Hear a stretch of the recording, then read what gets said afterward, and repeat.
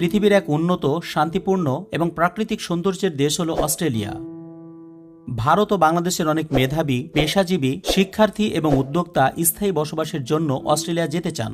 কেননা এখানকার উচ্চ জীবনমান, শিক্ষার সুযোগ, অর্থনৈতিক সুযোগ, সামাজিক সুবিধা, নিরাপদ পরিবেশ, বহু সংস্কৃতির গ্রহণযোগ্যতা ইত্যাদি বিষয়গুলো বেশ আকর্ষণীয়। এত কিছুর পরেও আপনি যদি একজন ভারতীয় বা বাংলাদেশি হিসেবে অস্ট্রেলিয়াতে যান, তাহলে এখানে এমন কিছু বিষয় বা রীতিনীতি আপনার চোখে পড়বে যা আপনাকে চমকে দেবে। বিষয়গুলো আপনাকে এতটাই অবাক করবে যে আপনি আগে থেকে তা কখনোই কল্পনাও করতে পারবেন না। মনে মনে ভাববেন, এটা যদি আমাদের দেশে হতো তাহলে কি হতো।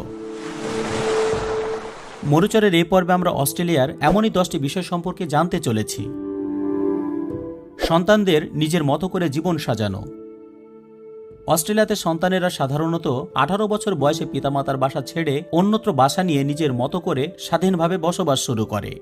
পিতামাতার কাছে তাদের আর্থিক সহায়তা নেওয়ার প্রবণতা অনেকটাই কমে যায়। এই বয়সে তারা চাইলেই সহজেই পার্ট টাইম কোনো জব পেয়ে যায়। অথচ ভারত বা বাংলাদেশে যদি 18 বছর বয়সী কোনো ছেলে পিতামাতার বাসা ছেড়ে অন্যত্র নিজের মতো করে স্বাধীনভাবে বসবাস শুরু করে, তাহলে সমাজের মানুষ রীতিমতো অবাক হয়ে যাবে। ভাববে মা বাবার সাথে ওই ছেলের বড়সড় কোনো মনোমালিন্য হয়েছে। কেননা ভারত বা বাংলাদেশের সন্তানেরা প্রায়শই তাদের বিবাহ পর্যন্ত, এমনকি বিয়ের অনেকদিন পর পর্যন্তও পরিবারের সঙ্গেই থাকে এবং পরিবারের সিদ্ধান্ত অনুসারেই অনেক কিছু করে থাকে। বিয়ের প্রচলন কম। অস্ট্রেলিয়াতে ভালোবাসা এবং সমঝোতার ভিত্তিতে লিভ ইন সম্পর্ক বা লিভ টুগেদার করে বসবাস করতে দেখা যায়। এখানে লিভ টুগেদার ব্যাপকভাবে প্রচলিত এবং সামাজিকভাবে গ্রহণযোগ্য।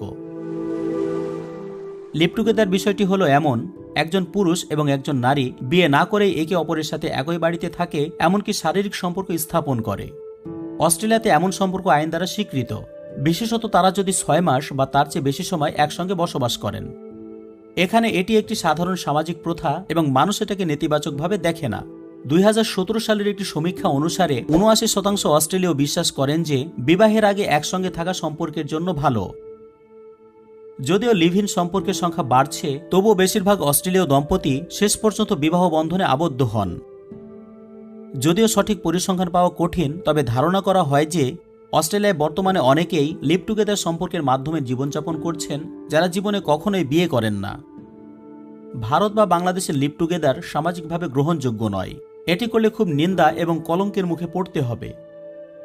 ভারত বা বাংলাদেশের সামাজিক, পারিবারিক এবং ধর্মীয় প্রভাবের কারণে আয়োজিত বিবাহ এখনও প্রচলিত এবং লিভ ইন সম্পর্ককে সামাজিকভাবে মেনে নেওয়া হয় না। বুড়ো বয়সে